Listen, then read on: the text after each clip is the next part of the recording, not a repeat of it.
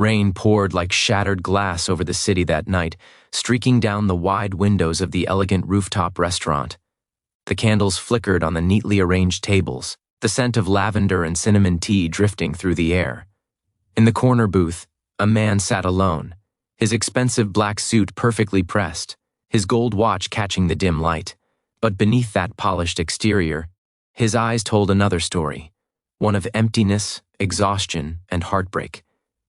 Alexander Reed, 35 years old, CEO of a top tech company, and the man who everyone assumed had everything, was on a blind date. Or at least, he had been. His date was supposed to arrive an hour ago. The waitress had come by 3 times to refill his glass, each time offering an apologetic smile.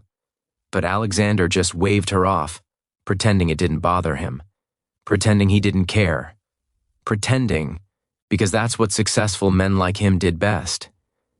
But inside, something ached. He had agreed to this date only because his friend, his company's HR head, insisted he needed to open up again. It had been 3 years since his wife passed away in a car accident, leaving him with nothing but memories and silence. Since then, work had become his only escape, until tonight, when he dared to hope, just a little, that maybe someone could fill that void again. If you believe in kindness, in destiny, and in second chances, please take a moment to like this video, share it with someone you care about, and subscribe to our channel.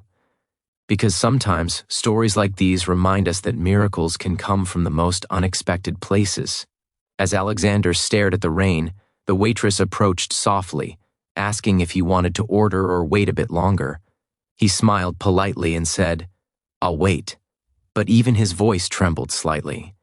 He took another sip of water and looked toward the entrance, where laughter and footsteps echoed from arriving couples, but not one of them was her. He checked his phone again. No. Messages. Just the quiet ticking of time slipping away. He felt foolish. The powerful CEO, the man who commanded boardrooms, now sitting like a lost boy waiting for someone who clearly wasn't coming. He chuckled bitterly to himself and decided to call for the bill. But just as he was about to stand, he heard small footsteps, fast, light, and filled with the unmistakable sound of childish energy. Before he could turn, a tiny voice chirped, "Excuse me, mister. Is this seat taken?" He looked down to find 2 little girls, identical twins, maybe around 5 years old, looking up at him with wide, innocent eyes. Both wore matching pink dresses, their brown hair tied into neat ponytails. One of them held a small stuffed bunny, the other clutched a paper napkin like it was treasure. Alexander blinked, caught off guard. No, it's not," he said softly, unsure how to respond. Without hesitation, the twins climbed onto the empty chair opposite him and began whispering to each other, giggling. Then one of them looked at him with a grin that could melt stone. "You looked lonely," she said matter-of-factly. "Mommy says no one should eat dinner alone." Something inside Alexander cracked open. He couldn't help but smile, a genuine, warm smile that hadn't reached his face in years. "Is that so?" he said, his tone gentle. The twins nodded eagerly. "Uh-huh. Mommy said we can help people smile." He glanced around the restaurant looking for their mother, but couldn't spot her anywhere. The twins seemed perfectly content, munching on the complimentary breadsticks the waitress had brought earlier. When the waitress noticed them, she chuckled and whispered to Alexander that their mother was just a few tables away, trying to calm their little brother who was having a fussy moment. For the first time that evening, Alexander relaxed.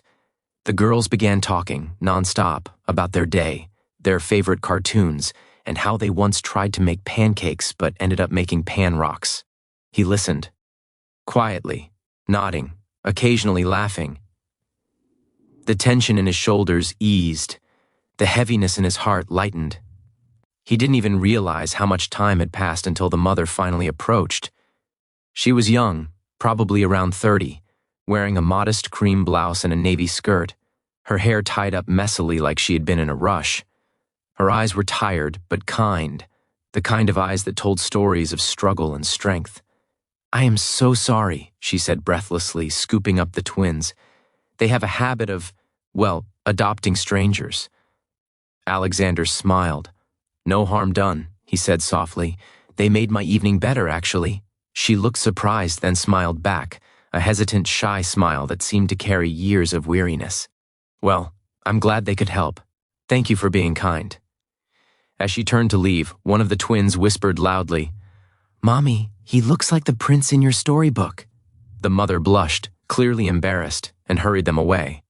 But Alexander found himself chuckling again.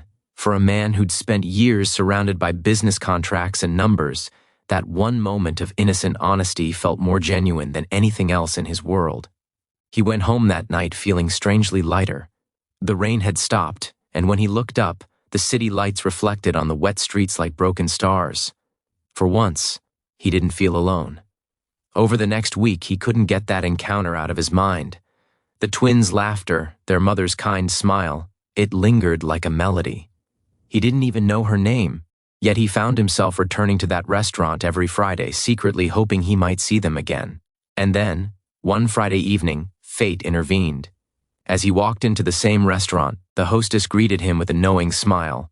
"Your usual table, Mr. Reed?" He nodded, but before he could sit down, he spotted familiar pink dresses at the far corner. The twins were there again, laughing over bowls of ice cream, and beside them sat their mother, still in her work clothes, exhaustion written across her face. This time, he didn't hesitate. He walked over, smiled politely, and said, "Seems like we have a tradition starting." She looked up, startled, then laughed softly. "Oh, it's you. The girls wouldn't stop talking about you last time." That evening, they shared a table again. He learned her name, Lila Bennett, a single mother working 2 jobs to support her 3 children. Her husband had left years ago, and since then she had done everything alone. She rarely went out, but that restaurant had become her rare escape after long weeks of struggle. Alexander listened, deeply moved. Her life was the opposite of his, a world built on sacrifice and resilience, not luxury. Yet she carried herself with grace, without bitterness. And watching her talk, something inside him stirred again, a feeling he thought he had buried with his past. Weeks turned into months. Their meetings became routine, sometimes planned, sometimes by chance. The twins grew more attached to him, calling him Mr. Alex and insisting he was part of their family dinners. For Alexander, those evenings became the only time he truly felt human again. One winter evening, after another dinner, Lila confessed quietly that she had almost canceled the first night because she felt too embarrassed to bring her kids to a nice restaurant. "I didn't know the twins would run off like that," she said with a shy laugh, "but maybe they knew something I didn't." Alexander met her eyes, the candlelight reflecting in both their gazes.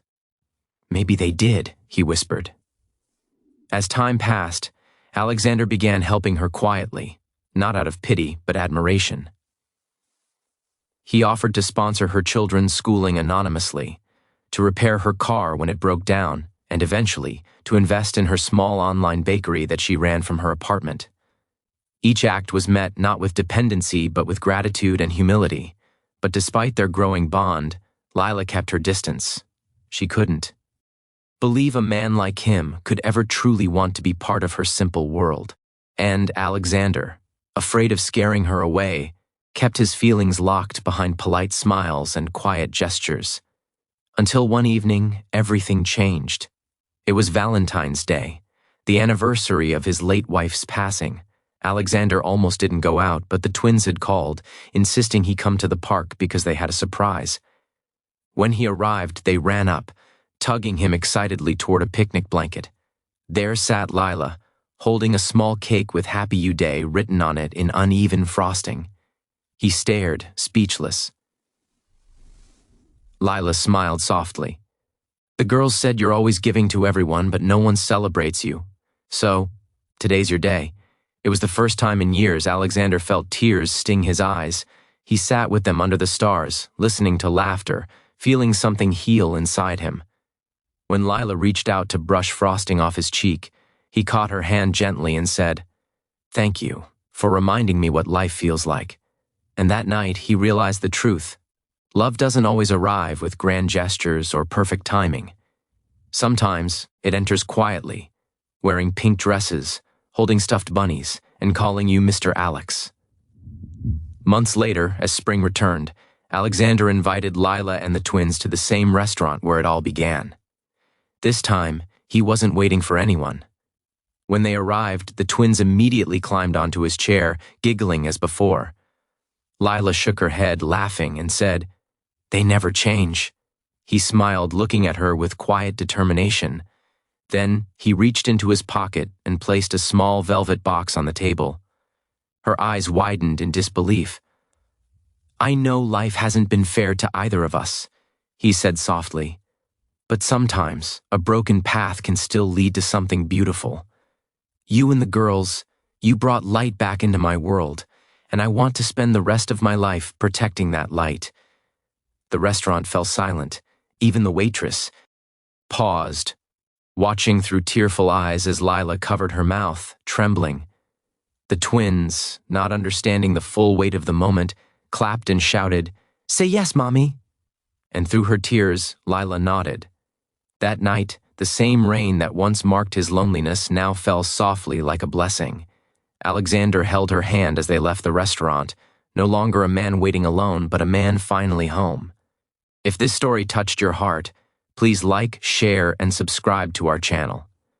Every act of kindness, every story of second chances, helps remind the world that love still exists, even in the quietest corners. And before you go, comment below, do you believe that unexpected people can heal the deepest wounds? Because sometimes all it takes is a pair of little hands, a kind heart, and a second chance to turn a blind date disaster into the most beautiful story of all.